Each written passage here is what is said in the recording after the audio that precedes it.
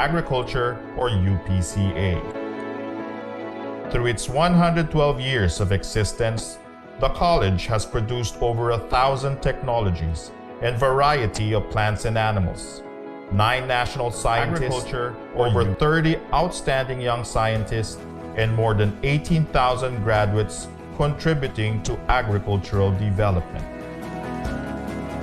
UPCA, now College of Agriculture and Food Science, or CAFS, has been continuously contributing to nation building through its instruction, research, and extension function.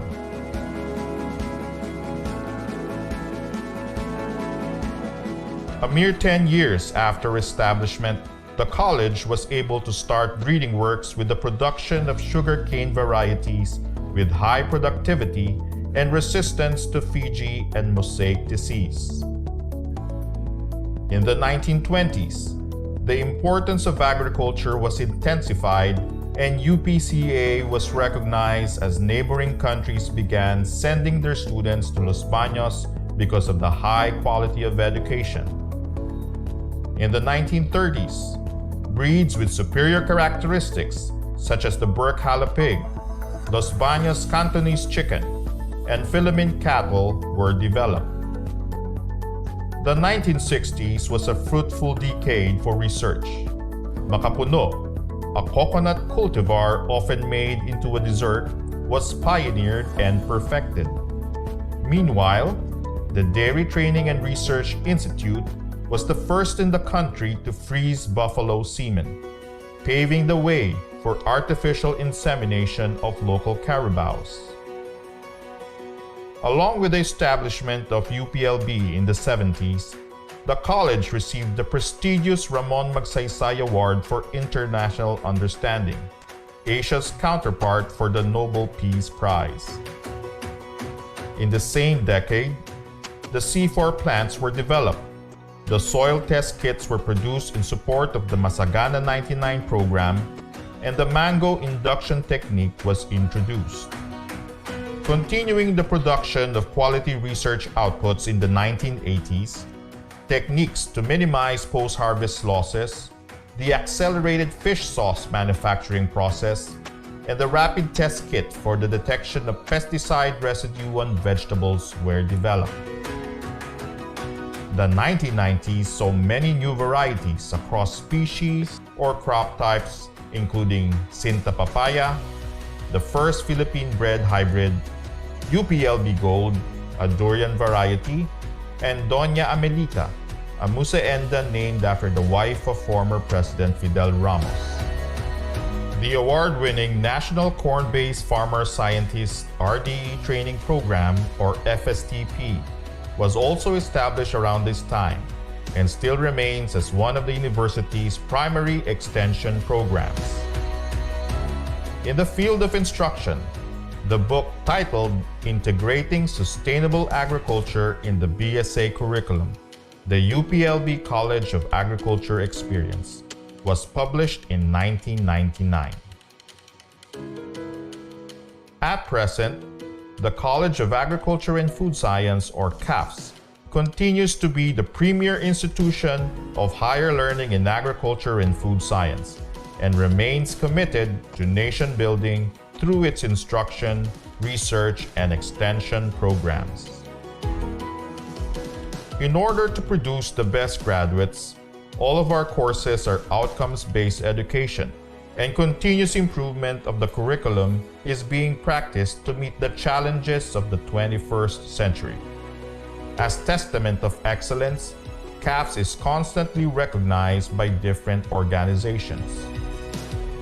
In research, we continue to implement relevant studies with focus on the 12 priority commodities to address food security. Moreover, technologies are constantly developed to aid in responsible food production. Supplementing these are extension activities to disseminate the knowledge generated to improve food productivity and livelihood of the people. We believe that present technologies will future-proof our food systems.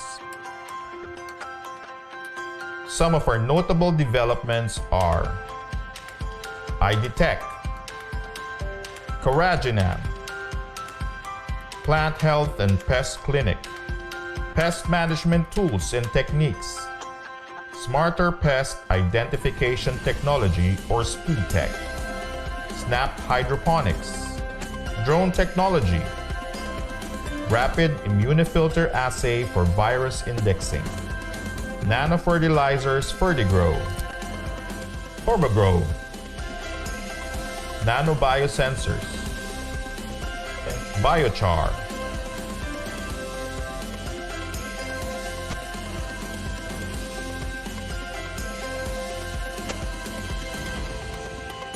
We at the College of Agriculture and Food Science will continue to promote and nurture a culture with innovative yet conscientious minds and cutting-edge skills to lead and serve the country and the region. We are one college with one goal towards sustainable food systems.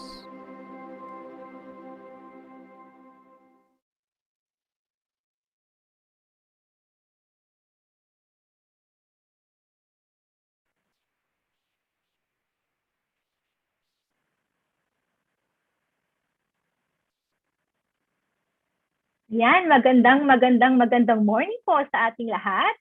Aggie's Peace Talk is back and we are now on our 7th season. So in the past season, we shared basic and advanced learnings on the production, harvesting, handling, and processing of both crops and livestock. We also featured entrepreneurs and youth champions of food and agriculture. So for this season, we are focusing on empowering women for food-secured future. Bida po ang ating mga kababaihan sa ating episode ngayong umaga. So Aggie's Peace Talk is brought to you by the College of Agriculture and Food Science, University of the Philippines, Los Baños. And this webinar is part of a series of web pressure courses on rebooting agriculture in the new normal. So again, this is episode 2 of season 7. And today we are in for a treat because topics discussed will surely feed our souls and provide a bunch of happiness. Sigurado po iyan. So ako po si Shaba Duque from the Institute of Food Science and Technology, and I will be your host for this morning.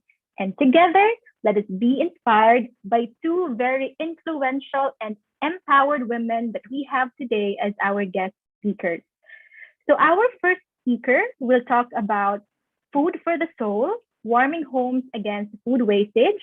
And our second speaker will share to us about banana chips, a bunch of happiness in a pack.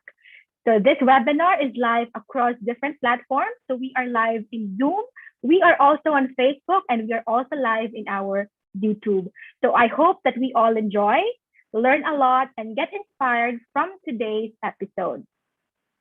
So before we begin, just a few reminders for our participants.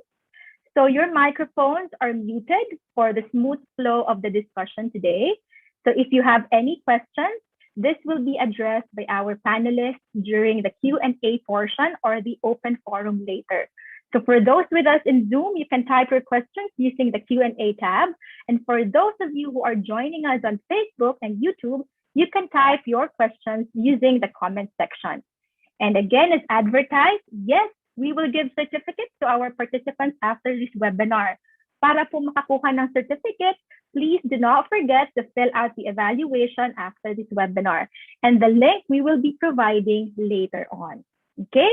So now, let us have a look kung saan po galing ang ating mga participants ngayong umaga. So this data is from the pre-registration that you guys have submitted. So we have shout out to our participants from Laguna, Manila, all the way down to Bukidnon. We also have participants from Negros Oriental. We also have participants from Agusan del Norte, Misamis Oriental. Shout out po sa ating mga participants from Zamboanga del Sur, Sulu, Pangasinan, Quirino, Tarlac. So we are all over the country. So maraming salamat po for joining us this morning. Ayan, tingnan po natin, ilan po kaya ang ating mga participants this morning. Dito sa Zoom, meron po tayong almost 50 participants. And we have more participants joining us on Facebook and also in YouTube. So thank you very much, Paul, for taking the time to join us in this webinar this morning. So to formally start our program, we have another empowered woman with us, the one who leads the Institute of Food Science and Technology. Our dearest director, Dr. Lotis T. Mopera, will give us the welcome remarks. Ma'am Lotis? Good morning, everyone. I would like to welcome all of you to another series of Agri-Peace Talk on empowering women for a food-secure future. Today, we will be treated by two speakers who will inspire us, warm our hearts, and bring happiness into our livelihood. Our first speaker will actually help us and educate us on how meal planning for our family can be as fun as reducing food wastage. Our second speaker, on the other hand, will inspire us how a local family business has resonated and has brought joy and happiness in a pack. I hope today's two speakers will bring us education and liberate our minds into empowering our own lives as women and men as well. Again, good morning, everyone, and I hope you enjoy today's segment. Yeah, and thank you very much po, Ma'am Lotis. And I'm pretty sure with the speakers that we have today, we will surely learn a lot, and I'm sure that we will get inspired from them. Okay, so bago po tayo mag-proceed, we will have our photo op. Sabi nga nila, photos or it did not happen. So may I request our dearest participants and panelists to please open your cameras at i-share po natin ang ating mga nagagandahang mga ngiti. So the tech team will be taking our photos. Kaya smile lang po tayo. Tech team? Sir Dennis, can you please stop the screen share, okay? Open po ng camera for the panelists. Okay po, ready? 1, 2, 3. Okay po, thank you. Thank you very much, tech team. Ayan, so meron na tayong proof photo and it did happen. Ayan. Thank you everyone. Iba talaga ang effect, lalo na pag nakikita nating nakasmile ang mga tao sa ating paligid. Nakakagaan ng loob, di po ba? Ayan. So I know that you guys are excited and I am also very excited. Kaya wag na po tayong magpatumpik-tumpik pa. Simulan na po natin ang ating talakayan. So our first speaker is an alumna of the University of the Philippines and a former faculty and chair of the Department of Food Science and Nutrition, UP Diliman. She is currently the Chancellor for Education of the Center for Culinary Arts, Manila, the pioneer in professional culinary arts education and training in the country. To talk about food for the soul, warming homes against food wastage, ladies and gentlemen, please welcome Dr. Maria Veritas Luna. Thank you very much. Magandang umaga po sa inyong lahat, no? And a special good morning to Dean Agbisit, no, who invited me to share this talk this morning. Very interesting topic, no, food for the soul. And I would also like to greet Dr. Lotis Mopera and of course Dr. Adelisa Dorado and of course all the faculty members, and shout out, no, sa lahat ng mga participants. Nakakatuwa, they come from all parts of the region, no, and the country. So we have a class of about close to 50 and I think the number is still growing. And today is really quite interesting because of this pandemic, no? Talagang nag-metamorphose po tayo, no? You agree, no? And it is important that we in the home would manage our food precisely because we'd like to be food secure, no? Napakahirap po ng buhay ngayon. Maraming walang trabaho, could not bring home some incomes to bring food to the table. So tayo mga kababaihan, we play a very crucial role in making our household secure. But I would like to point out that the role of women is not only sa bahay, no? Sabi, babae, pambahay lang, no? If you try to look at the food system, whatever food system that is, lahat ng players po dyan at stakeholders belong to a home. And in each home, well, sana nga lahat ng homes ay merong mga kababaihan. And because women play a crucial role, particularly as gatekeepers of food in the home, both for production and consumption, then it is just proper that we empower women. So, may I share my slide now? Okay, just give me a little time. Can you see my slide? Yes po, ma'am. Okay, and then you tell me if I'm cut off because my internet connection is quite unstable. Sure po. All right. So can you see the larger version now? Okay. Oh, Food excuse for me, the ma'am. soul. Yes? Yes, ma'am. We can see your notes, so maybe you need to do I the see. presenter's All view right. first. Opo. Okay. Yeah, that one Is that po better there. now? Yes. Yes po. Thank you. Okay. Food for the soul. Warming home against food wastage. No, napakaganda nung title. No, unang, when I first received this, sabi ko, oh my goodness, because I'm very, what do you call this? I'm used to the technical part, no, the science part. But now I'm confronted with the title, Food for the Soul. So how do I treat this? No? So before we begin, no, ano nga ba yung food for the soul? Sige nga, magkaroon nga tayo ng konting recitation dito. What is your concept of food for the soul? Maybe in the chat, you can put there and then our MC can read it through. No? Ano ba yung, what are the first things that come to your mind when you say food for the soul? Give one or two words. So, meron ba tayong mga sagot? No? I think No, for I me, can ma'am, see that. yes, Yes. I think for me, ma'am, food for the soul would be nourishing, not just like the body, but also like something that gives us more than that, like happiness, on a deeper level, like satisfaction, as Miss Crystal Yamsing in our Yeah. chat has said. Yes, so precisely. That is so right. No, so the word happiness, no, and fulfillment, you've hit it on the head. No, so the food for the soul. It's the things in life that feed our heart and soul, no? Like healthy relationships, no, enjoyable physical activity, a fulfilling, satisfying career, a meaningful spiritual practice. So all these things is what makes us happy and we feel fulfilled. No? These things can satisfy our deepest hunger, a hunger for a happy and fulfilling life. But you might say, anong connect sa reducing food wastage, particularly in the home? You know, women have crucial roles in the home. Basically, women are decision makers. If not, maybe they make the major decisions in the home, no? Particularly in terms of food production, household production, and consumption. And likewise, as gatekeepers of food management, they exactly know how to reduce food wastage in the homes. So because of these crucial roles in the home, no, not to mention the other things like family, child development, we have to empower women to sustain food security. So let us go back, no? Food for the soul. How can women do this, no?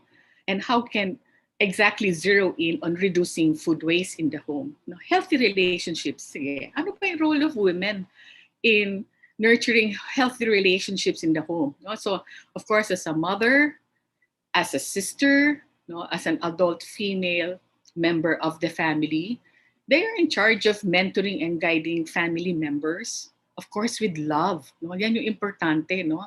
Sabi nga, ilaw ng tahanan. No?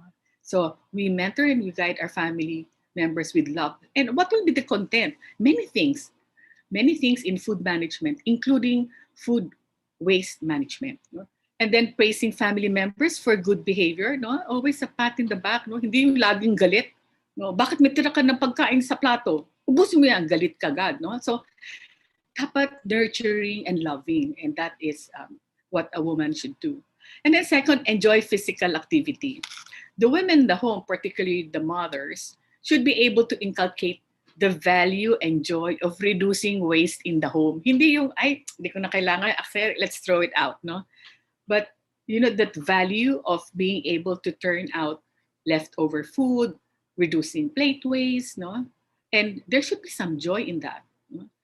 And the mom also brings the family members to provide waste reduction activities that promote healthy physical activities like what? Like gardening, growing your green kitchen, having garden activities like harvesting, and of course, turning and converting this into edible, delicious food in the home. So women can also influence the family in reducing their food waste in the home through a fulfilling and satisfying career. I'm not just talking about the career of the women here, but the careers that family members are going to take in the future. If a mother inculcates a green mind, no, hindi yung klaseng green na iniisip nyo. Green, meaning to say sustainable food and sustainable eating, no, a green mind among family members, they will carry this with them in their adult life and will also carry them at their workplace and will apply them in their careers. Na magkwento ako, no? So, as Chancellor for Education, we usually screen our applicants, no, whether they're staff or faculty members or managers or directors. And one of the questions I always ask them is that, what are your green practices in the home? How do you manage your food? That is particularly very important to us because we know that all the constituents of our school will be somehow frontliners interacting with students, and it is important to us that we inculcate them with the values, and that is the protection for our environment. And of course, no, dapat nga nauna to yung meaningful spiritual practice. No, hindi ko alam kung ba't ko nakita sa huling-huli, but this should be the first. No? Promote the recognition that we are stewards of the environment. No? God provided the earth to nurture us, and we have the responsibility to take care of it. No? And of course, we thank God for the gift of stewardship, and we should practice it in our daily lives. So, we have to empower women. There is, hindi yan debatable, no? Talagang importante po to. No? So, we empower them in family life and child development, no? Knowledge and skills, no? Kailangan na intindihan nila po how to raise children and how to raise them with good values. And that is also very satisfying for the mother because that is a fulfillment of their roles. And then we should also empower them with food in the home because everything starts at home. No? Before we're able to scale up anything, whether it's a small or a medium or big scale business, it really starts from the home. No? And of course, there are other things that women should learn. No? Among them, no, lalo na ngayon, hindi lang importante that you manage the home. Our women should catapult to a new level of thinking, and that is to be able to apply their home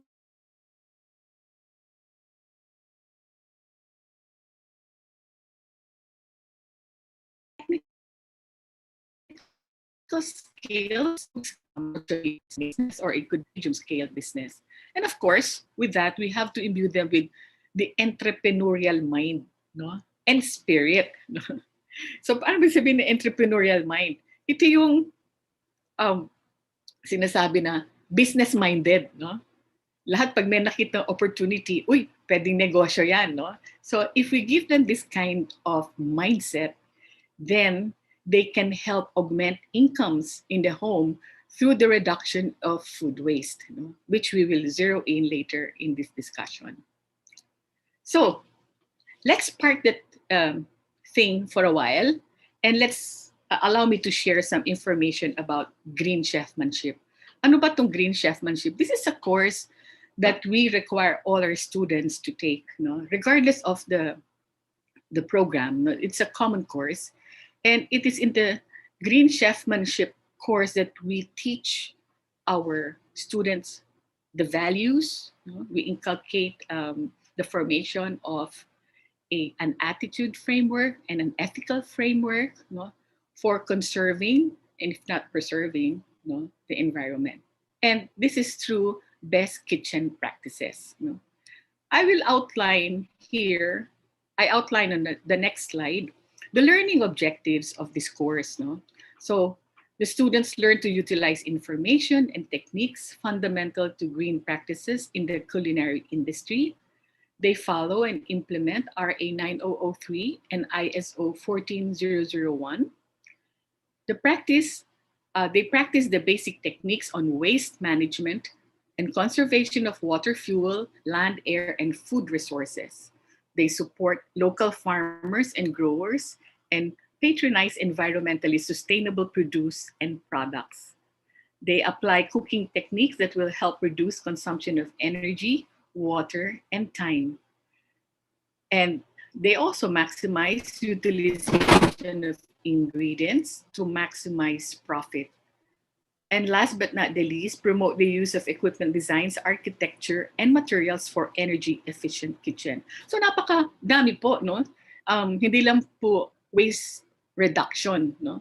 But all throughout the culinary processes and stages, we teach them how to become green chefs.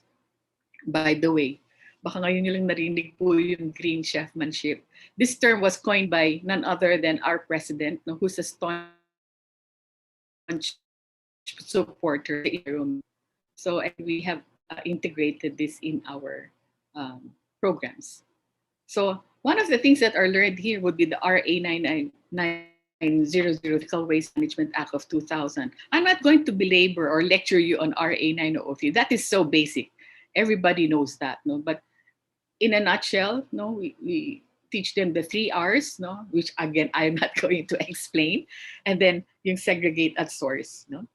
And I think this is also implemented in various municipalities. So sabi nila, pag hindi nyo daw sinegregate ang inyong basura, hindi i-collect ng basurero. Tama ba ako? Yes.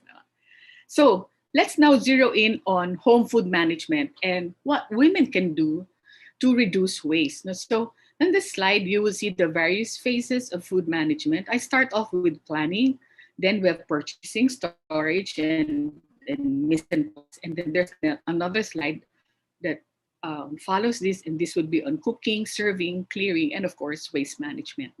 So in green menu planning, alam niyo po, ang reduction po ng waste, nag-uumpisa po yan sa planning pa lang. No? So when we plan the meals that we wish to cook, the foods that we want to cook, the things that we want to purchase, meron na po tayong green mind. No? So what do I say by green mind? No? Sustainable menus. So for example, huwag naman po kayong magplano ng mga pagkain na ayaw ng inyong pamilya. Because if your family members do not like the food that is prepared, then it is not eaten. Napakadami pong plate waste and leftovers. So isang example dito, ang palaya. No? Although sabi ng mga nutritionists, dietitians, at saka mga doktor, kumain po kayo ng ampalaya because this is good for your health. No? But kung ayaw naman ng batang maliit, why force them to eat ampalaya? There are other sources that you can, other sources of important nutrients that you can use. No? So sustainable menus, sustainable meals through green menu planning. And then in purchasing, ito paulit-ulit na, no? You select the right quality, the quantity, no? Kung meron kang edible garden, that means hindi mo na kailangan bilhin, no? You can just gather some of the greens, no, and produce from your gardens. In the selection of quality, it is important that you choose the quality, no, including maturity, no, the kind and the type of food that is appropriate for the dish. No? Do I need to explain? So for example, if you're planning to do banana cake or banana loaves, huwag ka nang bumili ng table-ripe bananas. Bilhin mo na yung talagang ripe na ripe, no? Because that is more flavorful and more aromatic. In terms of quantity, never buy. Buy only those that you can store and keep for a time that you can eat it. No? Huwag masyadong, oy, buy one, take one, bili tayo. Oy, Shopee, ang dali. No? home delivery, may sale, tapos hindi mo naman makain, no? And then check your expiry date, no? Not only during storage but also during purchasing. Often when there are sales, no, ito yung mga near expiration. So that's also food waste if you're unable to use your food, no, when it reaches your expiration date or best before date. So storage, no, choose the appropriate conditions, right? Container, humidity, temperature, no, and of course the length of time. FIFO, first in, first out, no, review lang po tayo, no.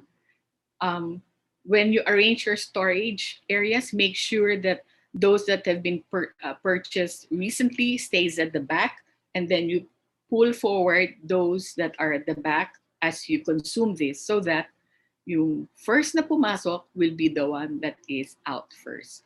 And then check your shelf life and expiry, no? Expiry dates. These are very important. Of course, mise en place, no? When you prepare all your ingredients and you prepare them for cooking, you reduce your trimming. So for example, paano ba kayo magbalat ng patatas or other vegetables? No? Check out your peelers. If you use your knife or your peeler, make sure that you're able to trim thinly, because you will have larger edible portions and there will be less waste. Of course, later on, yung trimmings natin, we will learn that we can still use this and turn this into edible food items. And of course, kung talagang hindi nyo na talaga makain, then utilize them as your materials for bokashi or for composting. Then the next slide, okay, we'll now show some examples or ways of how we can reduce waste through green cooking. No? You choose methods that keep your food for a longer time.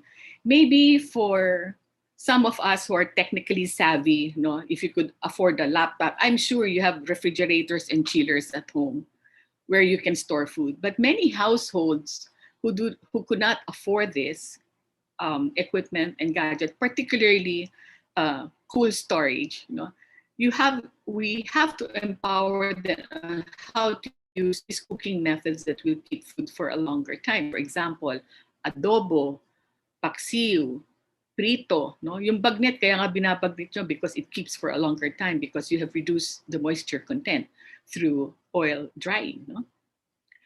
And then for serving meals, no? Oh, ito, ang mga Pilipino, matakaw ang mata. Gusto lahat shovel yung food into their plate, no? And then magrereklamo, I'm overweight now, no? So try to serve smaller portions of food, no? And a best way of doing this will be to plate your food, no? Lalo na dun sa mga picky eaters. So if you do this, smaller portion of foods, then you inculcate the value of clean plate. So walang tira. Huwag na natin gamitin, oy, magtira ka naman ng konti para sa pusa o para sa aso, no? And sometimes, you know, having plate waste, you know, depicts that we have abundance of food. Pasay na yon, hindi na po. Clean plate po ang pinopromote po natin ngayon. And then when it comes to clearing, you take a look at the plate waste. Pag hiwa-hiwalayin nyo po yung plate waste, tanggalin nyo po yung mga buto, no, sa yung tinik, dun sa at edibles, because those plate waste may be turned into animal feed. And then, of course, yung leftover food, I'm not talking about plate waste, I'm talking about food that has not been touched but is there, no, and was planned to be part of the meal pero hindi na ubos. You have to recycle that. Wag naman yung ngayon tira adobo, bukas ininit mo adobo pa rin, on the third day adobo pa rin. So it is not loving, you know, kasi gusto mo maging interested yung family members in the food every meal. So recycle it and turn it into another dish. I will give you many examples later. And of course, waste management. No? You convert your residuals to cash, bokashi surplus, ibenta nyo, no? O i-trade nyo sa kapitbahay. No? At maybe you can buy more food. So that is another way. Now, okay, let's go to how to utilize leftover food. So maraming tira. And the most basic of this, ang tira ay rice. No? Kasi minsan, we cook a lot of rice Tapos naiwan, so sabi natin bahaw. And the most common would be sinangag. But there are a lot of things that you can do with rice, no? So you can do like flavored rice. Yung adobo, pwedeng i-flake, and then you top it now on your sinangag, and that makes it more interesting. Or you can color your rice with leftover tomatoes, no? So like just last night, we had roll-ups of chicken, so I had several leftover slices of tomatoes and onions. So this morning, that went into my egg omelette. No? So walang sayang. No? So you can also use it into soups or stuffings. No? And then for fish, no, the usual sarsyado, but you can also flake that, no, and then keep that for a long time. No? So alimbawa, yung bangus, tanggalin yung tinik. Imbis na the usual, gagawa tayong rellenong bangus. No? You can flake that, deep fry it, put it in a container, and you can now drizzle that later on rice, on soups, on salads. No? At pwede rin naman yung leftover, ipunin nyo lang, i-freeze nyo, no? Hanggang dumami. Pag dumami na yung flake fish, you can make that into, let's say, bangus lumpiang Shanghai. No? Or you can make them into patties. Pwede nyo dagdagan po ng gulay, and then you can make nutritious, delicious patties for that. And then for vegetables, ganun din po, pwedeng soups, put them to rice dishes, include them in meatloaves, patties, spring rolls, no, fillings, stuffings, no, dumplings, no, pwede po yan, no, or fresh lumpia, pwede rin po. So there are a lot of things that we can do for meats, ganun din, we can put them in soups and sauces. So alimbawa, yung meat na extra, pwede pong tadtarin yon, and then mix that with other vegetables. Then you can make that into fillings, no? Put them into bread, no? Pwedeng sandwiches.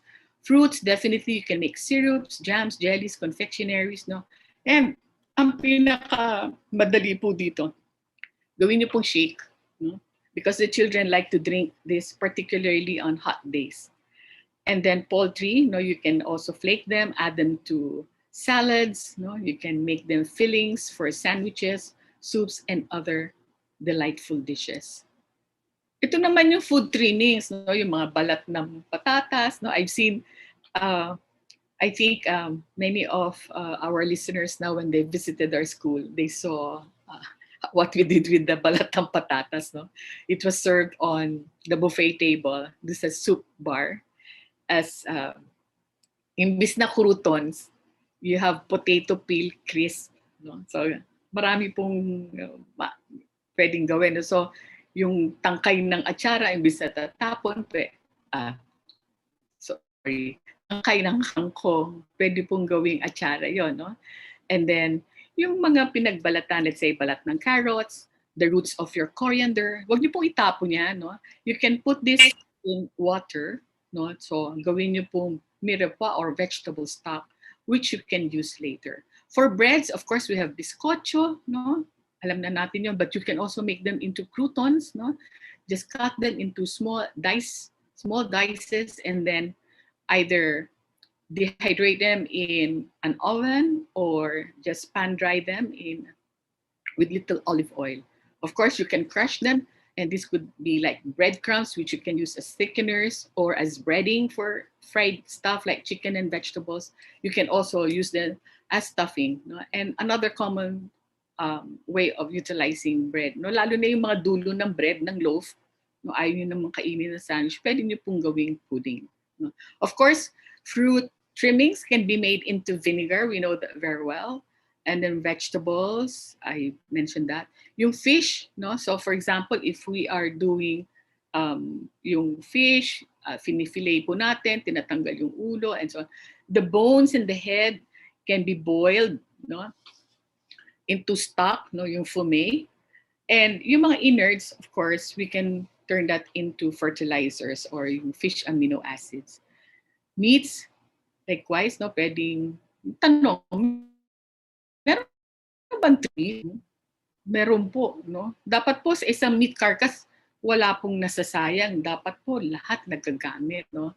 We teach that to our students. So I know in UPLB because I have lots of friends there, no? So You can turn that into sauces like spaghetti sauces, no, sauces for your lasagna, sauces for other meat items. You can also turn them into patties, no. Usong-uso ngayon po yung sisig, no. Lahat po sinisisig natin, from pork to fish to squid, no. Meron na rin squid sisig, no. I've seen also tofu sisig, no? And of course, poultry, pwede din gawing patties, loaves, no, mga embutido, no? And then of course, fillings, let's say for pies or fillings for buns. Ano naman po yung pag-utilize ng food surplus? Iba po kasi yung plate waste, iba po yung leftover food, iba rin po yung trimmings, at iba rin po yung food surplus. What do we mean by food surplus? This would be the kinds of foods that you produce at home or in your farm that you can no longer consume at home, no? Pero ang dami-dami niya, no? So there are many, in this case, when there are a lot of food surpluses, food processing na po yung kailangan dito, no? Often, pwedeng neighborhood store, no? Lalo na ngayon, maraming lockdown. Many of our households could not travel far to access food. So they try to look at the immediate neighborhood to source out food. So, but if you were to process this, no? Kasi kung fresh produce, this will not keep for a long time. We would like to value add to this and to make this shelf stable for a longer time so that you have the opportunity to sell this, no? So fruits can be made into jams, jellies, preserves. You can dehydrate, solar dry, wines. Napakadami po mga technical ways, no, of doing this. Vegetables, no, you can ferment, pickle, do achara. You can can them, no, using bottles, no. You can make sauces, no. Herbal beverages, napakadami po ngayon yung mga herbal beverages, no, whether it's turmeric or pandan drink and name it, no, it's there, no. Fish, you can dry, you can ferment, no, gawing bagoong, you can can into sardines, no, using bottles. Fruits, kasi pwede rin vinegar. Ganun din naman po yung meat, no. So if you an animal and you slaughter this, no, what do you do with the excess? No, so you can cure this, make into tapa, tocino, sausages, patties, no, hams, no, ready-to-eat dishes. Usong-uso din po yan ngayon, no. So, but there should be another technology, no. So, hurdle technology to kasama yung freezing, no, to enable you to store it for a longer time. Of course, canning, no, at the home level, you can use bottles, and then poultry, no, you can also cure, make tocino, sausages, loaves, and ready-to-eat dishes. Of course, you can also can this, no, or kung merong community, no, tapusan some sort of and go and bring their produce to have this process, no. So pwede sigurong i-retort, a water retort, no, and all these technologies. Now, if you take the next slide, shows that, you know, you can scale up your home-based micro food enterprise. Usually yan, when you have a garden, no, nag-start ka muna ng isang neighborhood store, and then may online delivery because of Facebook, may friends ka, and then you are able to give them your fresh produce. But sometimes, ipoprocess mo na ito, no? So you need, the women would need some sort of food preservation technical know-how, no? So when they prepare ready-to-cook foods, ready-to-eat foods, no, kailangan natin ng food sanitation practices at that part, on that part. Frozen cooked foods, canning, bottling, no, of course, included na po dito yung pasteurization and sterilization, jams, jellies, preserves, drying, and freezing. But later on, no, okay, the second one is the home-based micro food enterprise.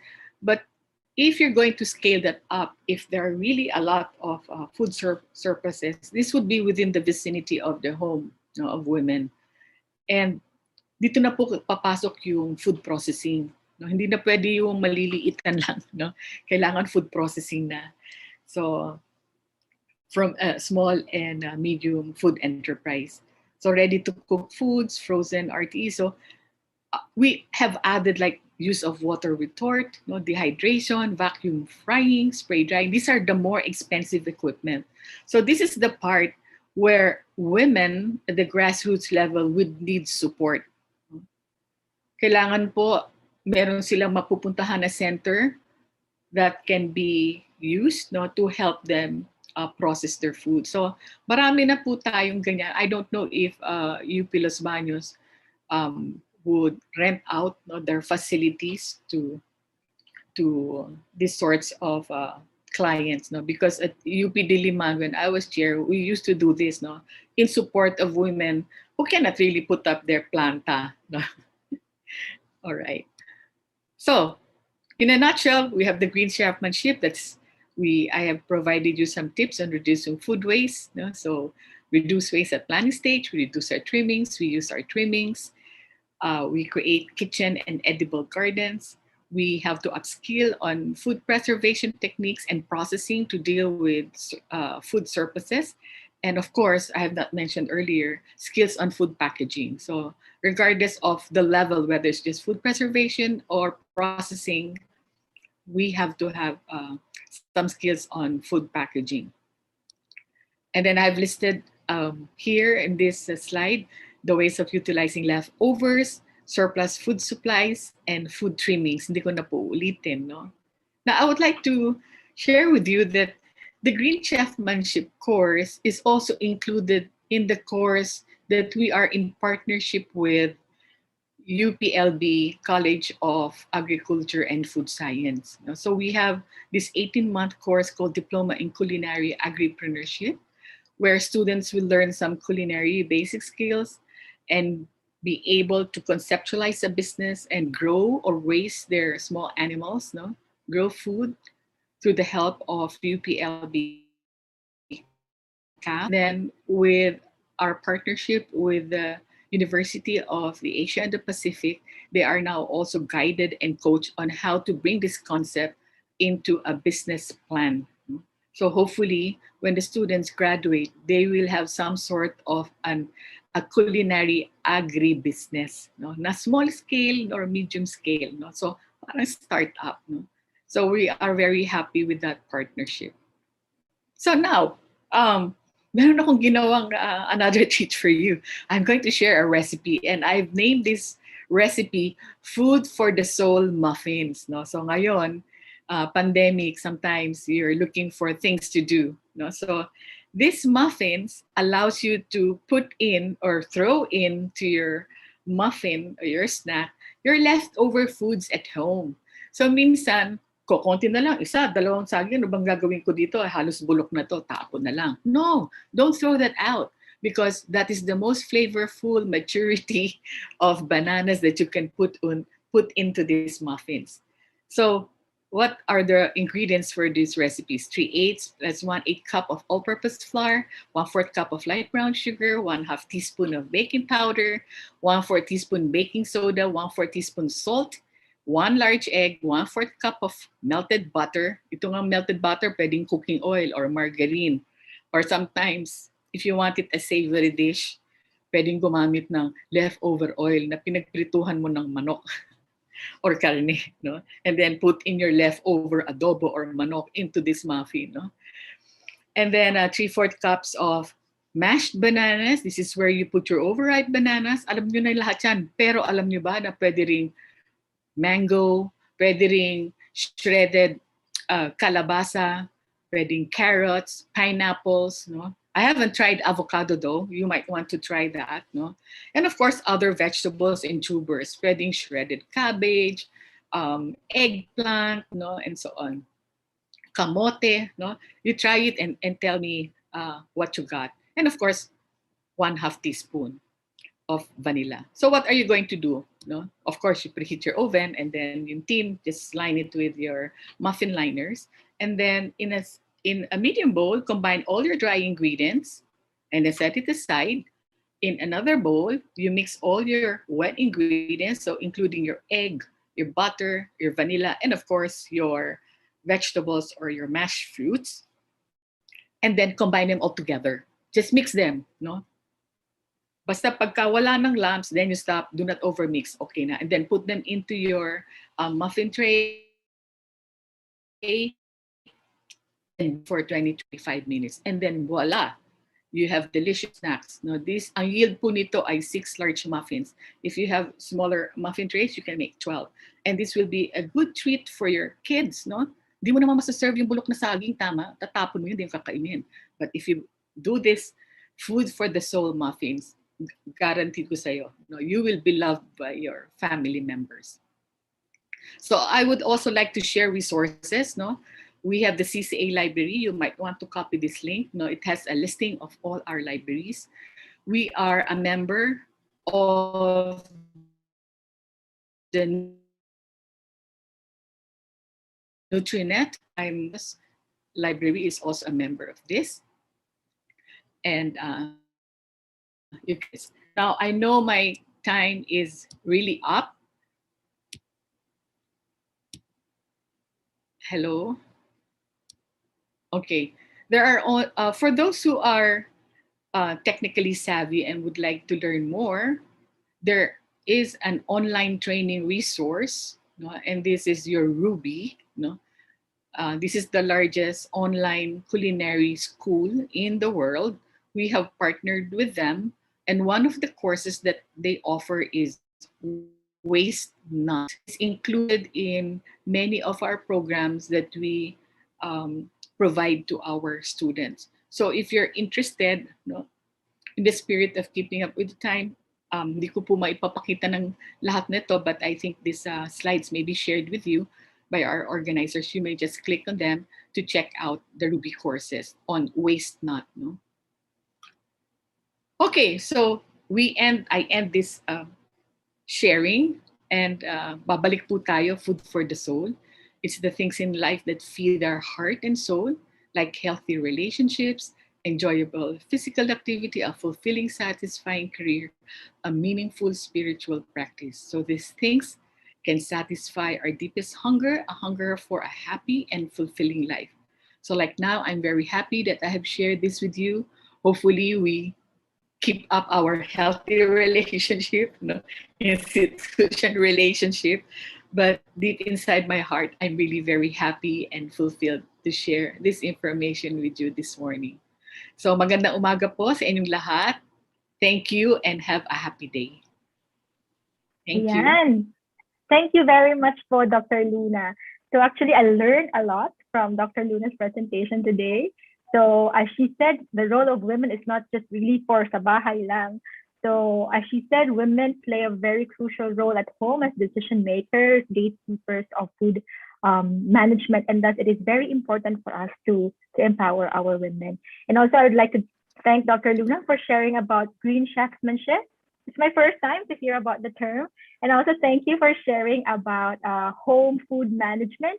I realized how important it is to have my mind set first before I even start purchasing food products to avoid food wastage. And salamat din po for all the food prep ideas and for the recipes that we can try at home. I was actually smiling the entire time I was listening and learning because of the very pleasant vibe of the presentation. So maraming salamat po, Dr. Luna. So ayan, I'm pretty sure our participants learned a lot from you today. So ayan, hindi lang po isa ang ating participants this morning. We have another one. So let us proceed. So our second speaker is the owner and manager of Three Sisters Homemade Banana Chips. So under her leadership, the company, or Three Sisters Homemade Banana Chips, won several awards, including the 2021 Dollar Productivity Olympics, the 2019 DOST Best Technopreneur Mimaropa Setup category, and a nominee for the ASEAN Business Award under the Women Entrepreneur category in 2017. So our next speaker is an advocate of women empowerment, and today she will talk about banana chips, a bunch of happiness in a pack. Please help me welcome Ma'am Rowena P. Rivadenera Globio.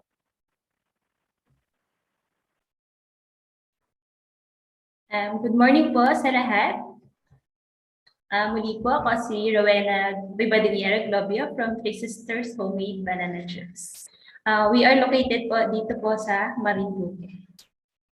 i-share ko lang po sa inyo kung ano po yung mga strategies and kung ano po yung mga napagdaanan natin and kung paano po nakakatulong po yung agriculture para po makasustain po tayo for almost 25 years. I-share ko po yung screen natin.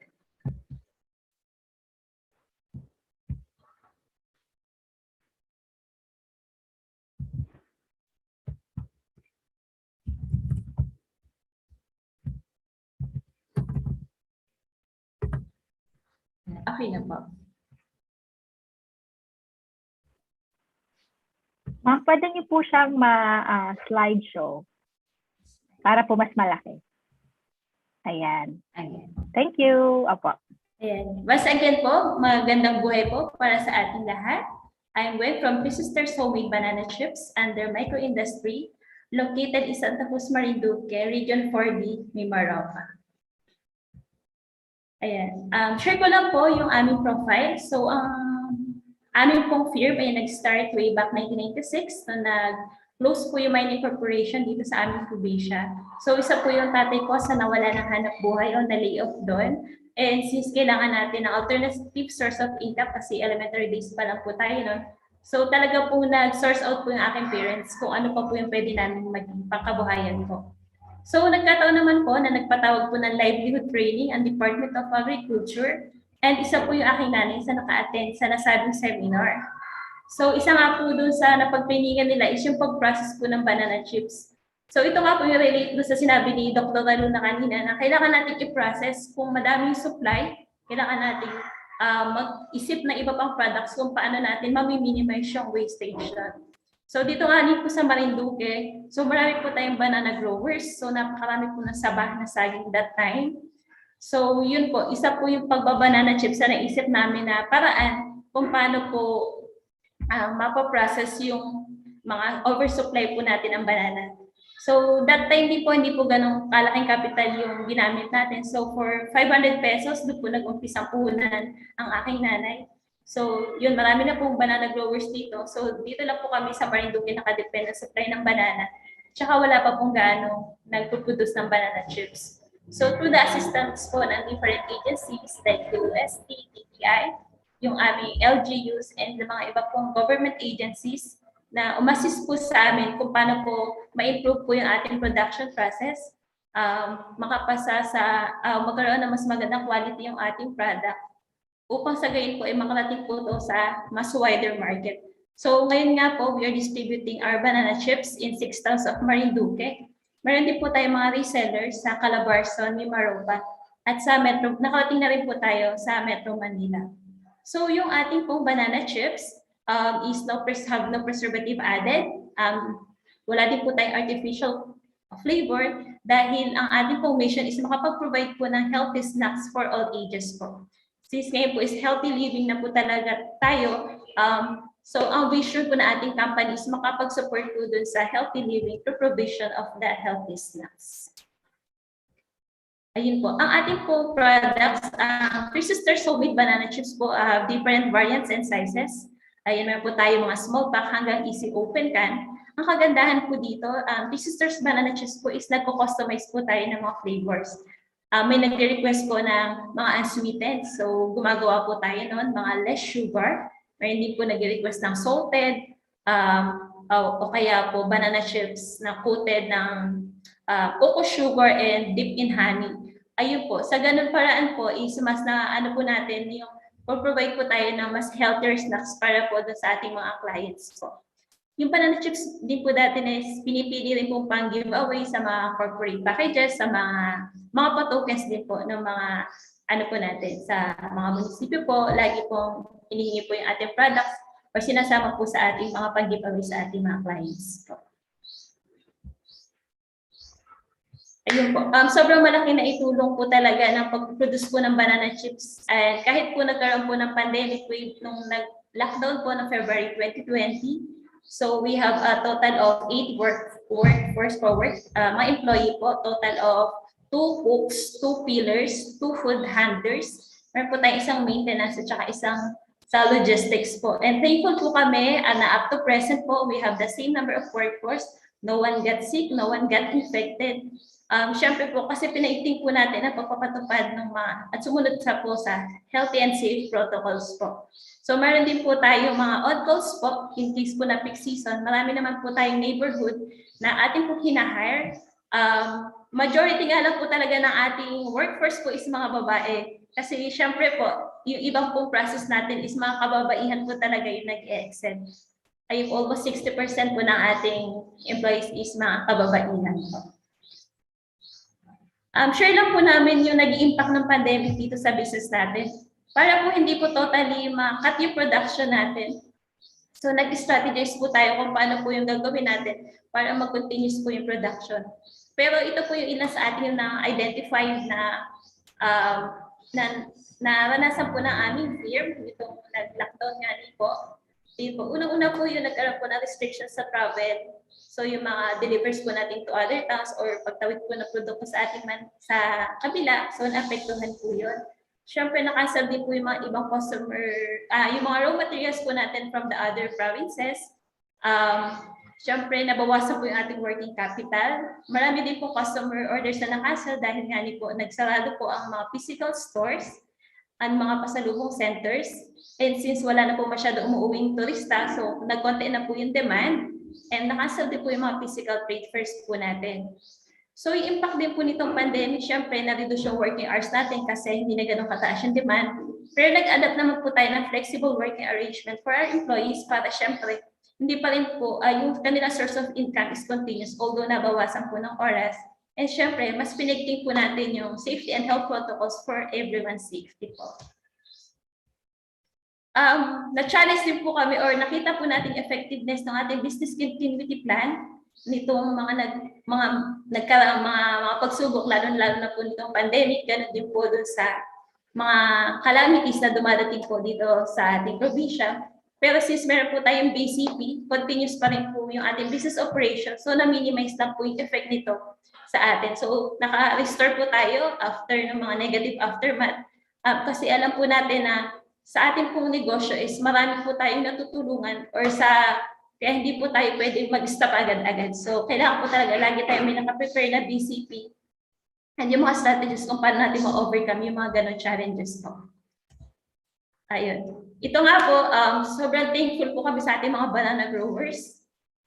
At sobrang masisipag po natin na farmers kasi kahit may mga bagyo, patuloy lang din po sila magtanim, hindi sila sumusuko. Kasi kaya sa bawat pagbili po natin ating produkto, maraming banana growers po yung ating natutulungan.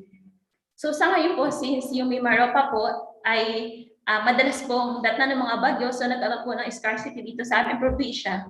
Pero yun nga po, kagandahan po, nag-multiple sourcing tayo sa ibang region. So ngayon po, ang ating pong supply na saging ay nanggagaling pa sa Davao. So para po mag-continue yung production natin, so pinaparating po natin from other regions. Kasi yung marami pong mga suppliers ng saging, para hindi po ito masira or mahinog, kailangan po natin i-process. Ganun din po, nakipag-contact growing din po tayo sa may mga island dito sa aming probinsya. So pinapataniman po namin ng saging, pinapalinis po yung kanilang mga hindi po nagagamit na lupa para in case po na meron po tayong ma-harvest na dito lang po sa malapit. So nabibigyan din po natin employment yung mga nagtatanim ng saging. Ganun din po yung mga suppliers po talaga ng ating saba na saging. So sa mga natural calamities naman po bilang paghahanda, syempre dapat nag-stop na po kami ng production para safe po ang lahat. And ayun po, para naman po ma-accommodate natin yung mga resellers natin outside Marinduque, so nag-rent po tayo ng vacant space sa Manila para po makatipid po yung ating mga resellers na shipping costs. So from doon na po sa temporary warehouse namin, dinideliver po natin to sa mga client na para mas malapit po. Kasi hindi na rin po tumaas yung presyo dahil pag pinatungan po na mas mataas na shipping fee, mas higher po yung prices. So para naman po makatipid ng konti dun po sa ating mga raw materials na ginagamit kaya ng mga asukal and vegetable oil, so nakipag-coordinate po tayo sa BDI and sa mga direct suppliers po para makakuha po tayo ng discounted price and syempre po yung lagi pong bago yung ating ginagamit na mga raw materials. Yan din po sa mga machineries natin is na-level up na po. Thank you po sa DOST and BPI for providing us technical assistance. Ganun din po sa pag-offer po sa amin ng loans at 0% interest para maka-avail po tayo ng mga machines para mapabilis po yung ating production. Also, syempre po, tayo po ay nasa pagkain. So, kailangan po talaga yung sa food safety is lagi po nating sinusunod. So, yung mga PPEs po, mga base PPS yun, lagi po talaga namin i-ensure na lahat po ng ating mga employees po ay sumusunod po sa tamang protocols po regarding po sa food safety. Syempre po yung sa probinsya, lagi pong brand out. So, nag-acquire po tayo ng mga generator para po in case po na biglang ganun po, hindi po talaga mag-stop yung production. Kasi marami din po kami commitment na mga deliveries po. Syempre po, ina-aim din po namin yung ng solar in the future po. Malapit na po. Ayun. Share lang din po namin. So, nung nag-lockdown po last year, so almost lahat po ng business process natin is continued except nga po yung production. Nag-stop po kami for 2 months. So, from nung nag-declare po ng March, May po, nag-resume po kami dahil marami pa po kami stockpile ng banana chips na nasa 1,000 of packs po yung buffer stocks natin kasi in preparation po dapat yun for the Holy Week. Kaya marami po nating stocks and may physical papers po tayo dapat nun sa Mega Mall. So, na-postpone po siya. So, inisip natin, paano natin ma-out yung ating mga produkto? Hintayin na lang ba natin ma-expire to? So, stop production po kami. So, ngayon, ang problema, ang aming pong i-isipan is kung paano i-dispatch yung 1,000 of pieces of banana chips po. Ang ginawa po natin, pinamigay po natin to sa mga frontliners natin, yung mga open establishment that time.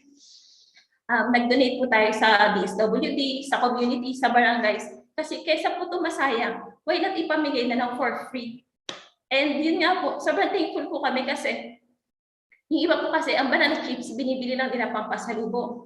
For their personal consumption, hindi po. Siyempre, ako, since hindi siya basic goods, hindi nila binibili. Pero since pinamigay ng free, natikman po nila, mas nagkaroon po sila ng idea na, pwede pala itong i-resell. So, yung word of mouth po, share po nila sa kanilang relatives sa Manila, yung mga naka-work from home. Halos mga resellers po natin ngayon is mga online resellers po. Yung mga work from home po, na pinapadala po natin dun yung ating banana chips. Nabigyan pa po natin sila ng source of income. So aside from banana grow, natutulong po natin sa neighborhood po na nabibigyan natin employment. Nagkaroon po tayo ng chance na mabigyan po ng additional source of income yung ating mga online resellers po sa Metro Manila. So since dito po is hindi ganun kalaking demand, tinatawid po talaga natin yung ating produkto sa kabila po and minamaximize po natin yung ating online marketing. Ayan po yung sa paggamit po natin ng mga Shopee, Lazada, and mga Facebook pages po natin para continuous pa rin po yung dispatch ng ating produkto po. Syempre po, na-invite po tayo sa mga several guestings and webinars para ma-promote po yung ating produkto. So, nag-guest po tayo via online din po kay Ms. Cheryl Cosim sa Globe My Business. And ganoon din po, ginamit na rin po natin yung mga online platforms po sa payments, so mga cashless and digital payments, para po doon sa mga client natin. So, nagkaroon po tayo ng contactless. So, mas mami-minimize din po na risk na maging infected po tayo na virus po. So, malaking tulong po ng mga digital platforms natin ngayon sa pagbenta po ng products natin, ganun din po sa payment system po natin. So, thankful naman po kami sa mga clients po natin and sa mga banana chips lovers, sa mga positive feedback po nila. Mas ginaganahan po kami magtrabaho na kahit ganitong sitwasyon, patuloy po kami magpuproduce. Hanggang may saging po talaga, may banana chips po. Kaya mga banana growers po natin, motivated din po sila magtanim. Pag alam po nilang may siguradong bibili at hindi yung masasayang yung kanilang pinagpaguran sa pagtatanim po. So patuloy pa rin naman po umattend po tayo ng mga food safety seminars para maging updated po tayo sa technologies and trends po para mas ma-improve pa po yung ating produkto po. So, since din po, nag-franchise din po tayo ng tok-tok na courier, so naghanap po tayo ng makakapartner natin para maiwasan po yung pagkadurog kasi prone po siya. So, yung proper handling po, so, nag-franchise nga po tayo nitong tok-tok, then minaximize din po yung paggamit ng ating personal vehicle since medyo limited po yung travel dito sa amin. So, since upward naman po tayo and para lang po, po yung demand, so, yun po, ginagamit po natin sa sariling sasakyan. And sa malalayong lugar naman po, nakipag-partner po tayo with LBC and AP Cargo, discounted shipping cost po para makarating po yung ating products somewhere in metros po and sa iba pang regions po. Ito nga po yung March 2020 po, nung nag-declare po ng lockdown, nag-resume po kami is after 2 months po, nung napaubos na po namin yung aming mga stock of file ng banana chips. Ayun po, nagparating na po kami ulit ng bananas. From Davao po tayo nakapag-source out ng mga half to 1 tons po. Tas sa Quezon naman na po yung meet up niyan. So, travel po dito sa Marinduque. Inter-island po. Pero syempre po, ina-assure po natin na yung pagkahinog po ng saging is hindi na po abutin ng pagkahinog. So, pagdating po dito, nakabag na po para ma-process po agad. Para ma-minimize na po yung wastage po nito. Hindi na po abutin ng pagkahinog and ma-process po ng maayos po. So, nagkaroon nga po tayo ng flexible working arrangement para dun sa ating mga workers na mag-duty para i-process tong ating products po.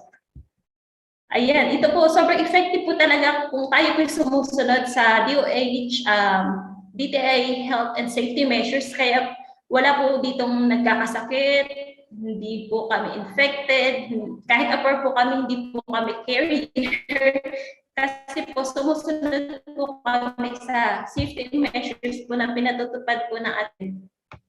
Sa mga client po na pupunta dito o nag-walk-ins, maging sa mga employees po natin, ang lagi po natin minamonitor yung kanilang health tsaka yung kanila pong safety.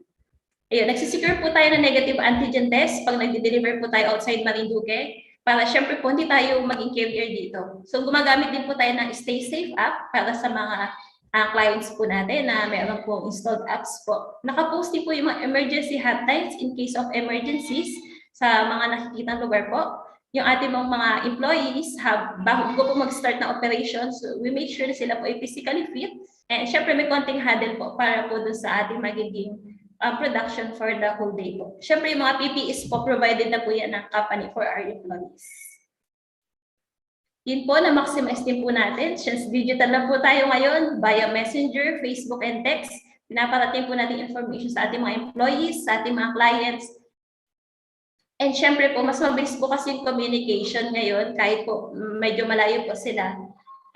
Paggamit po natin ng mga digital, mas napapabilis po yung communication.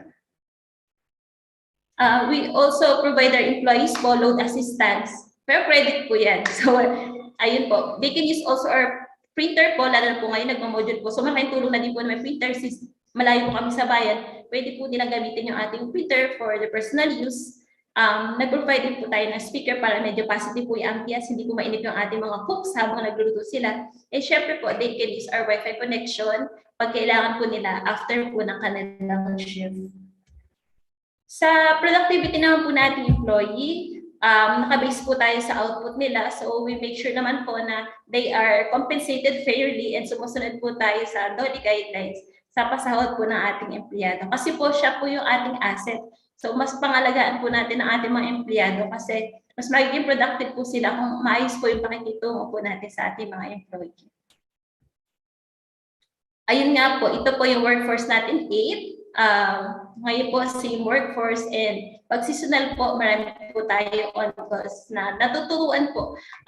Ganun din po, nung before naman po pandemic, nag-accommodate po tayo ng mga nag-work immersion sa mga grade 12 students. Tinuturuan po natin sila ng paggawa ng banana chip para in case po na gusto po nilang magkaroon ng source of income. Tinuturo naman po namin yung process bago sa mga livelihood training po. Kasi hindi naman po kami madama sa information kasi ito po, natutunan din po namin ito sa isang livelihood training. Kaya pag may mga ganito po, mga webinars and trainings na mag-share kami, open po kami palagi. Kasi para in payback na rin po, dahil po hindi naman po namin marating yung ganito po kung hindi po dahil po sa mga learnings na natutunan po natin sa mga seminars po. Kaya yun, thank you po sa agriculture po, sa binigay niyo po sa amin na talents para po kapag-produce po kami ng quality banana chips po. Ayan. Nag-extend din po tayo ng ayuda sa ating mga empleyado. Ganun din po, use nga po sa mga frontliners natin. So, nag-share po natin yung ating stocks for free para naman po habang ano po is masipagin din po sila sa kanilang work. Kasi syempre malaking tulong po ng mga frontliners natin para maprotektahan po tayo. Lalo na ngayon po sa panahon po ng pandemya po. So, makamalaking, ito pong kay Charles Darwin na po, sobrang applicable po to sa amin ngayon na na-realize po namin na pag ganito po talaga ang mga difficult times, hindi po yung strongest yung nakaka-survive, kundi yung kung paano po tayo mag-a-adapt sa sitwasyon.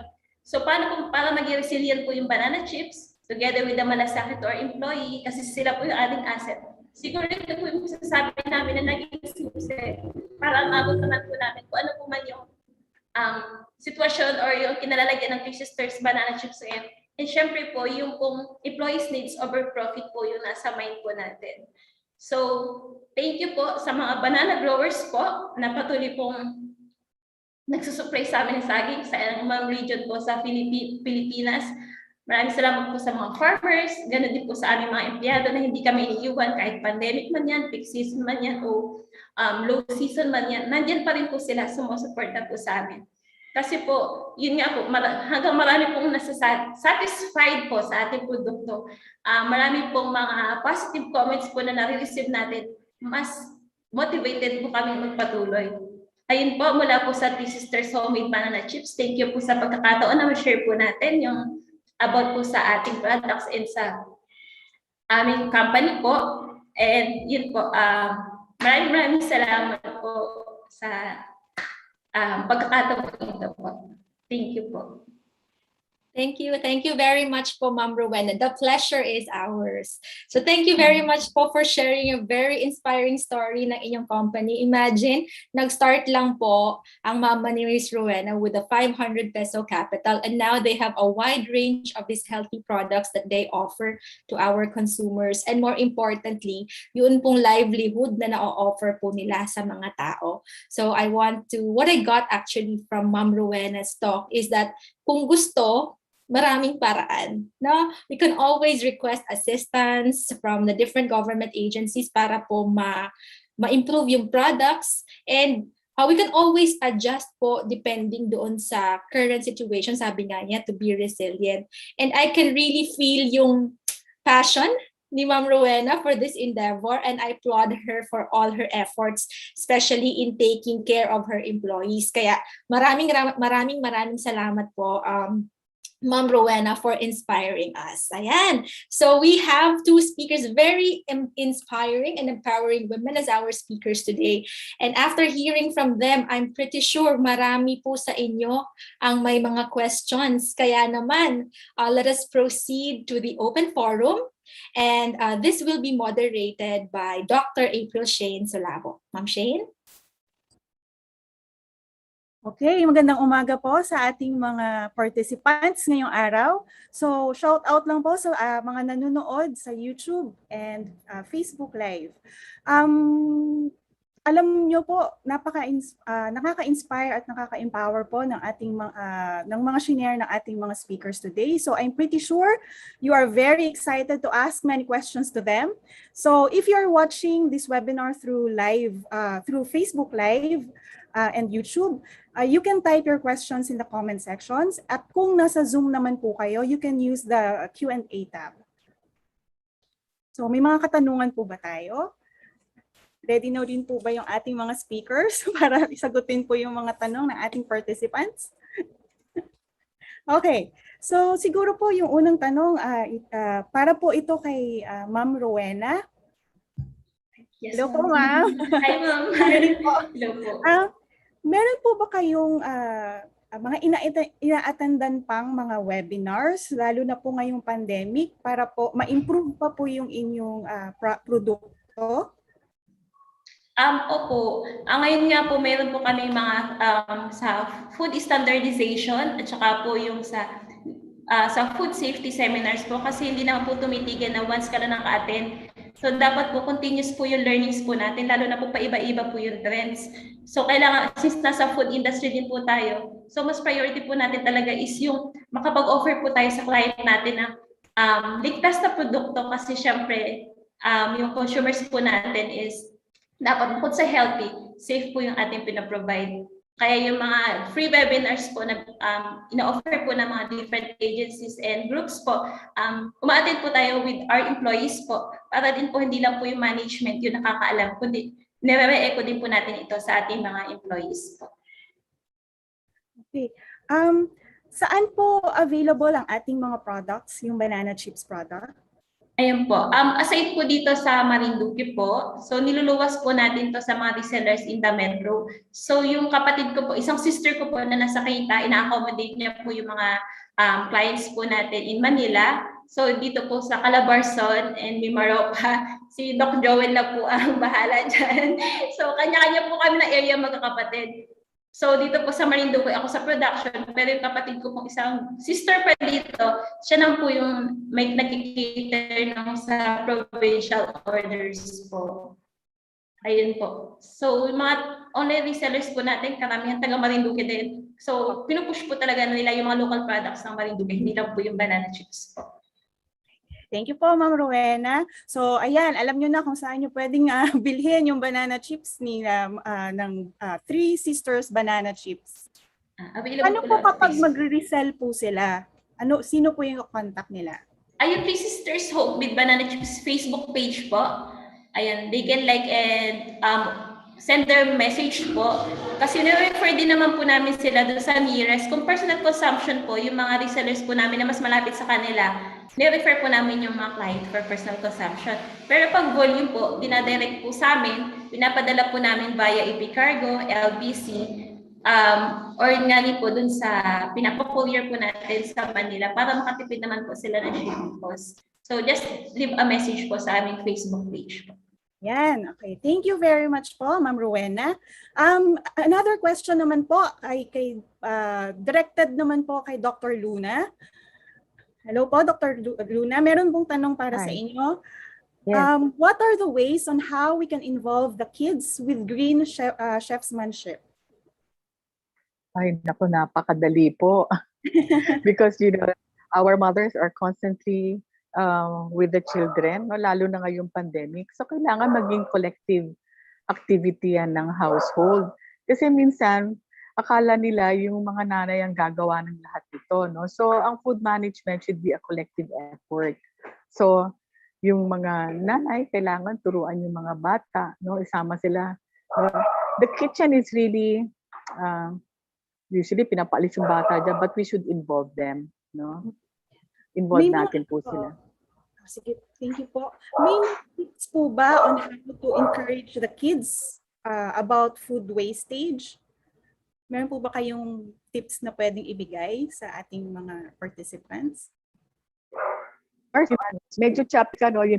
Pwede ko pampatayin yung camera kasi medyo unstable yung internet ko. Then you come in choppy. Sige po. Dali, Shane, ha? Okay po, ma'am. Pero on ko lang yung aking video. Can you state your question again, Shane? Follow up lang po ito sa sagot niyo po kanina. Are there any tips on how to encourage the kids about food wastage?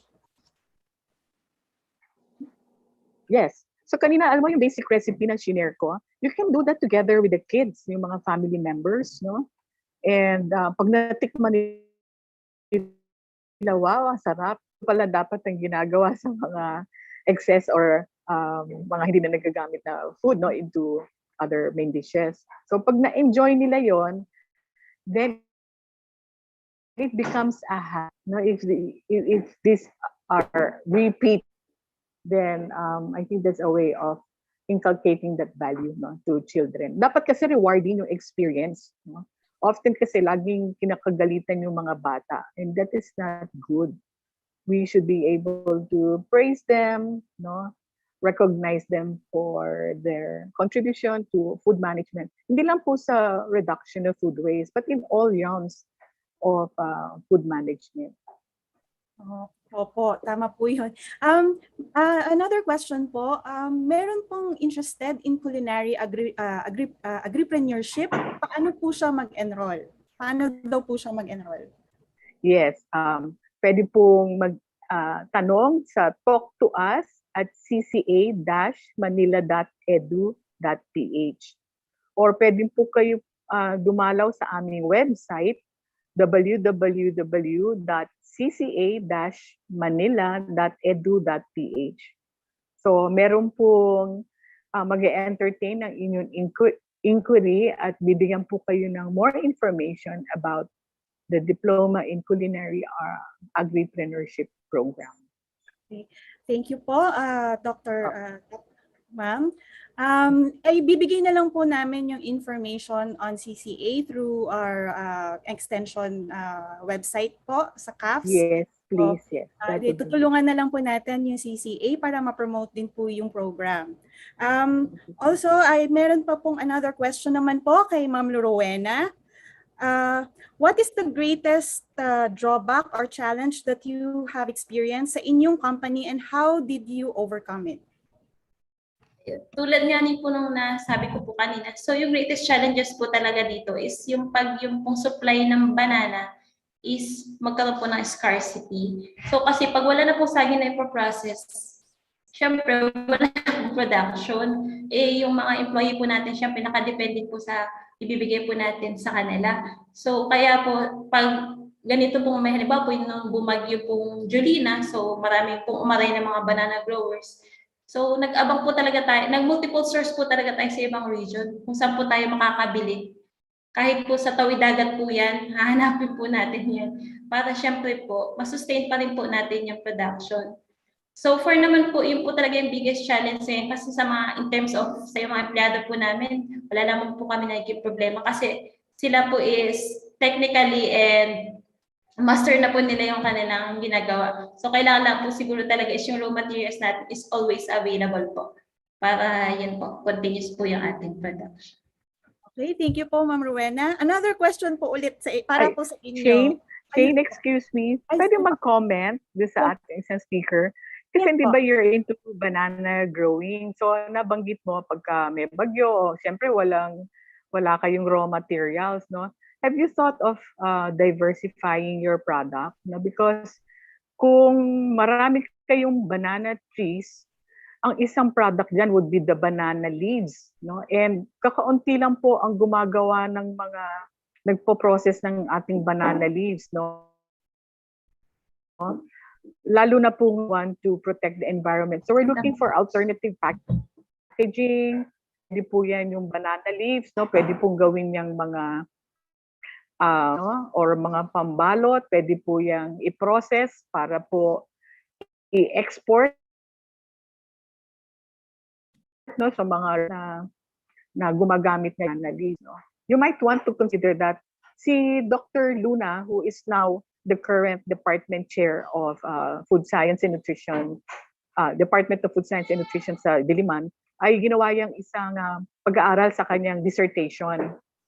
So, yung banana leaves as a packaging material. So, she studied the strength on how to sanitize it, how to make it pesticide-free, and so on. So, wag tayong mawala ng loob na maraming use kasi yung banana. At saka parang na-mention mo rin kanina, Ma'am Rowena, yung mga expired ninyo na hindi lang po yung prutas. Meron din siya yung expired nila na banana chips. Naisip niyo rin po ba na parang i-consider na para ipakain sa hayop? Or mas malulugi kayo nun? Ano po, bago naman po mag-expired, mga 1 month before expiration po, minomonitor na po namin para mas, ma-dispose po. So pag may bumibili po, nirefer po namin doon sa unang dineliveran, para first in, first out po, para hindi na po humanto nga po sa expiration. Tsaka, gumamit na rin po tayo ng sa foil pack packaging para ma-extend po yung shelf life niya po. Thank you po. Meron pa po actually tanong para sa iyo, Ma'am Rowena. As a woman, hindi po ba kayo nahirapan ma-engage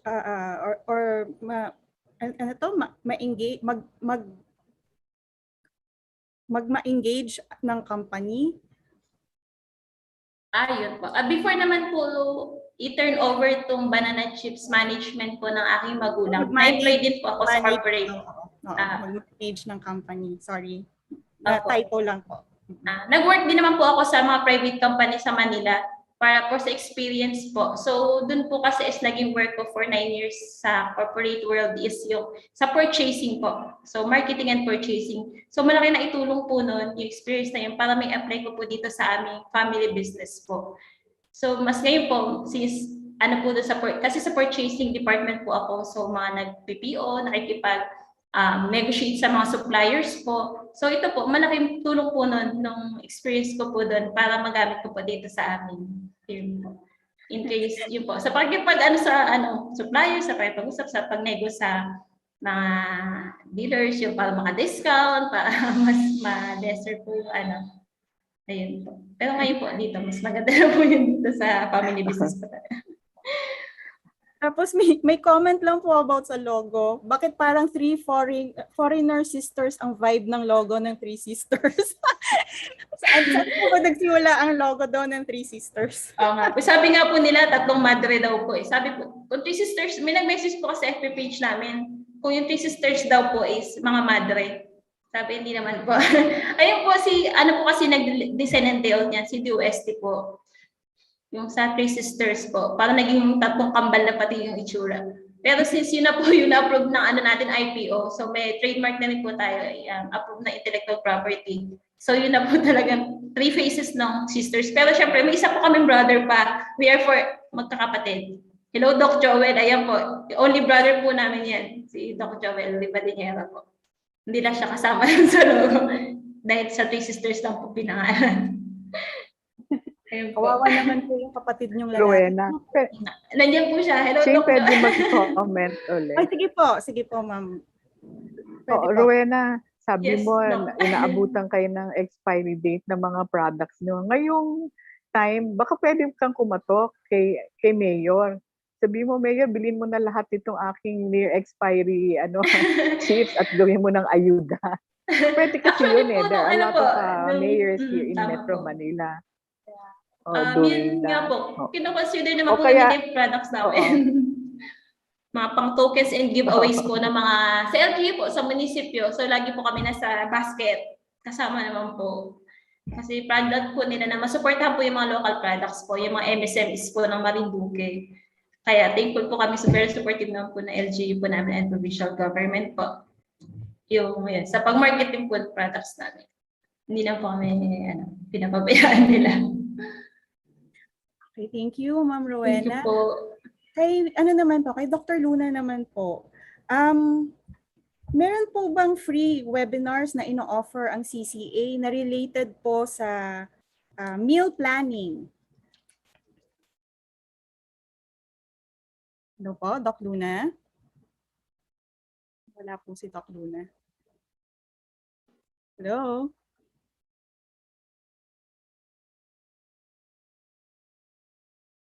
Hello, Doc Luna? Sorry. Sorry, nawala ako. I just got back. Okay lang po. Ma'am, may tanong po na related po sa sa meal planning. Meron po bang parang free daw na webinars na ino-offer ang CCA related po sa meal planning?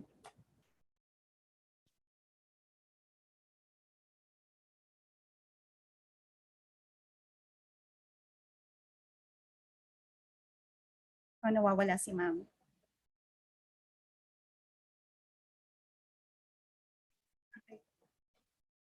Kay na lang po, balik tayo kay Ma'am Rowena. Ma'am Rowena, ano po ba yung mayroon po ba iba-ibang flavors yung banana chips ng Three Sisters? Ayun po. Ngayon po kasi, meron po tayong yung sweetened kasi yun po yung pinaka-fast moving, yung sweetened flavor. Pero nagko-customize po kami and marami din po nagpapagawa no unsweetened po, no sugar added.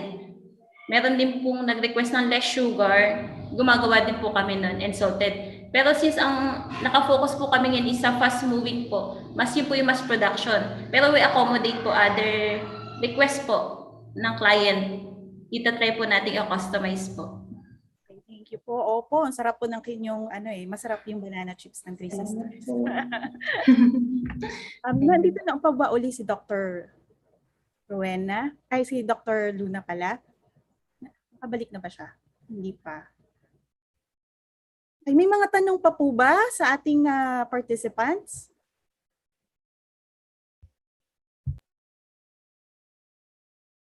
Meron pa po ba from the extension committee? Meron po ba tayong katanungan from extension committee?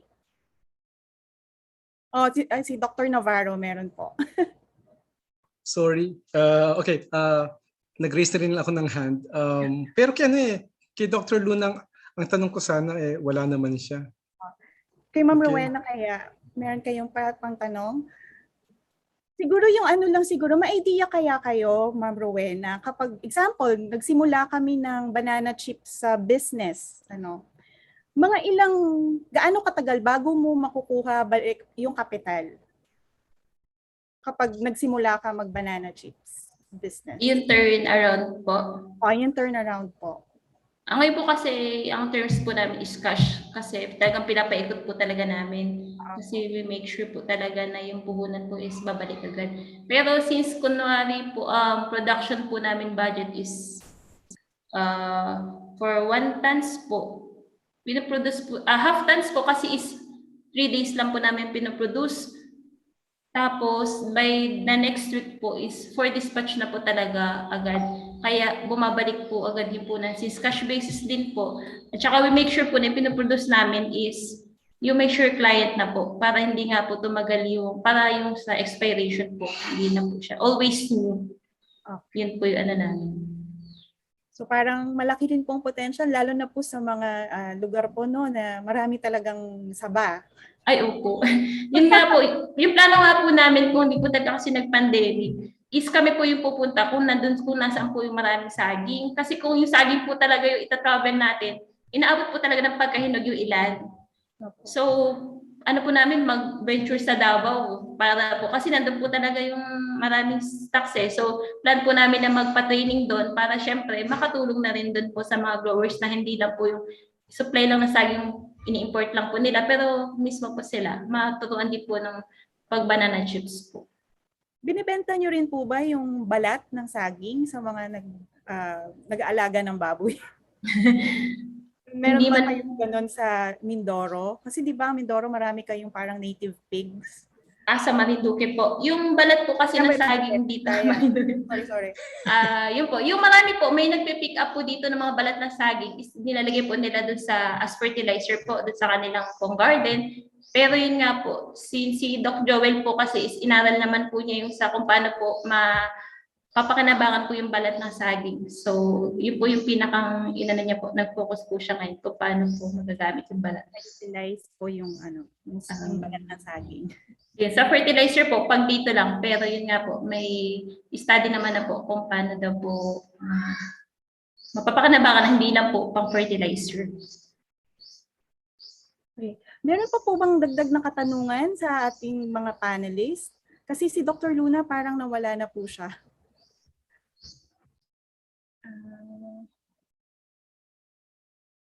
So maraming salamat, Ma'am Rowena and Dr. Luna. Sana po makabalik po siya bago man lang tayo magtapos. Ibabalik ko na po ngayon sa ating host, kay Ma'am Sheba, yung ating Zoom presentation. Ayan, maraming salamat po, Ma'am Shane. Thank you for facilitating our open forum. At of course, maraming salamat to our speakers who graciously answered our questions, and also to our participants for being so active. Ayan. And inspiring yung responsible food production ng Three Sisters Homemade Banana Chips. Kaya pag nakita niyo po yun sa ating shelf, supportahan po natin ang Three Sisters Homemade Banana Chips. Ayan. So to express our sincerest gratitude to our speakers, I would like to present the Certificate of Appreciation. So let me read the citation.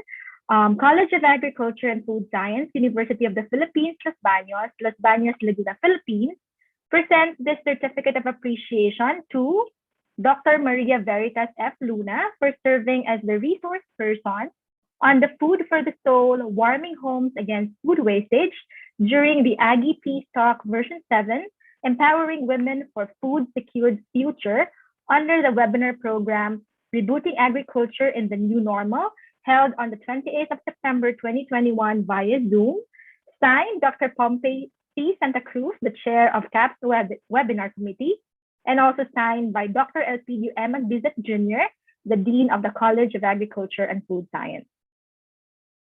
Also, a Certificate of Appreciation is also given to Ma'am Rowena P. Rivadenera Globio for serving as our resource speaker on the Banana Chips, A Bunch of Happiness in a Pack, during the Aggie Peace Talk version 7, Empowering Women for Food Secured Future. So maraming salamat po to Dr. Luna and also to Ma'am Rowena for sharing, for empowering and for inspiring us this morning. So thank you very much po sa ating mga speakers. So before we end, yes, thank you po, thank you. So before we end, I would like to invite you to the next episode of Aggie's Peace Talk on September 30. The same time po tayo, alas 9 ng umaga, September 30. And the topic is on bequeathing indigenous knowledge for the next generation.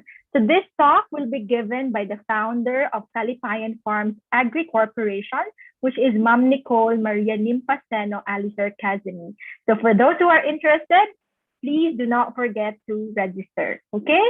So to formally close our activity today, may I call on another of IFSC superwoman, Dr. Maria Josie V. Sumage, the head of the Microbiology Division of the Institute of Food Science and Technology. Ma'am Joy?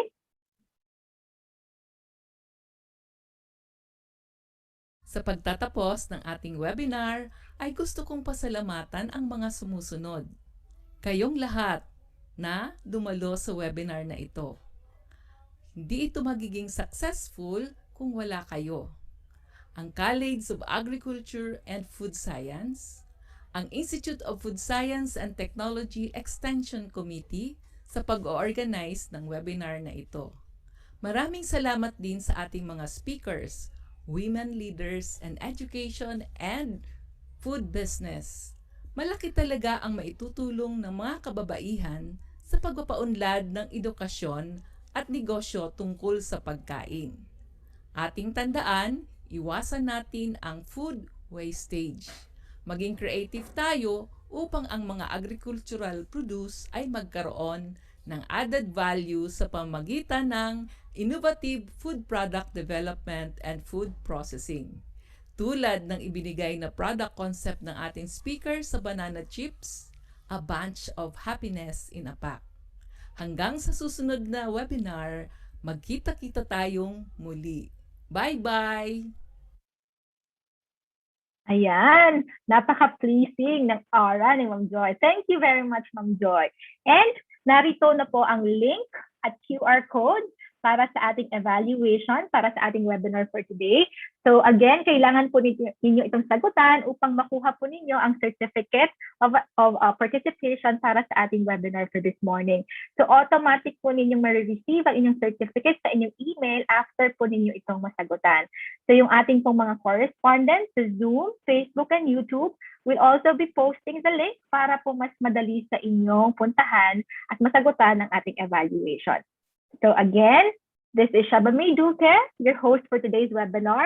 And I know that this session, we have learned a lot and this session has inspired us. So I hope that we will use whatever we learned today to better our lives, not just for ourselves and our family, but of the people around us. So maraming salamat po. Paalam and see you po sa ating next webinar session. Bye!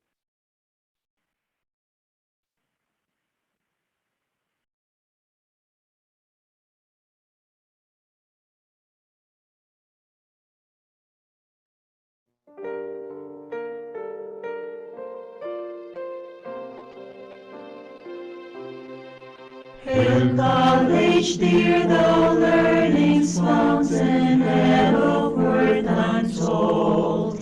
We proudly sing thy praise and wave thy flags of green and gold. We love thy fields and pastures where our daily work is done, and nature's endless secrets are unraveled one by one.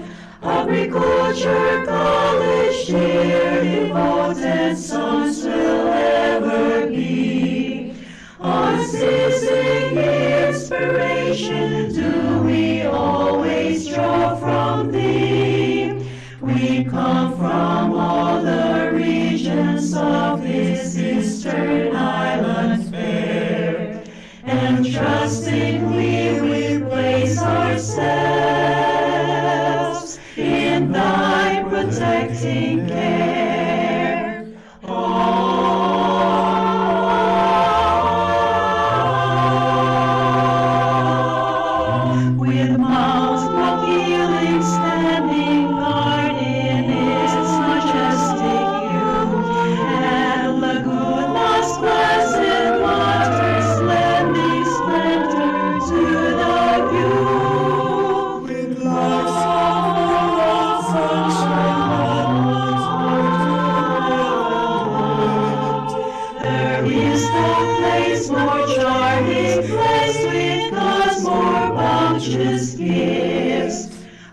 Agriculture College, dear, the potent sons will ever be. Unceasing inspiration do we always draw from thee. We come from all the regions of this eastern island fair, and trustingly we place ourselves in thy protecting care. Agriculture College, dear,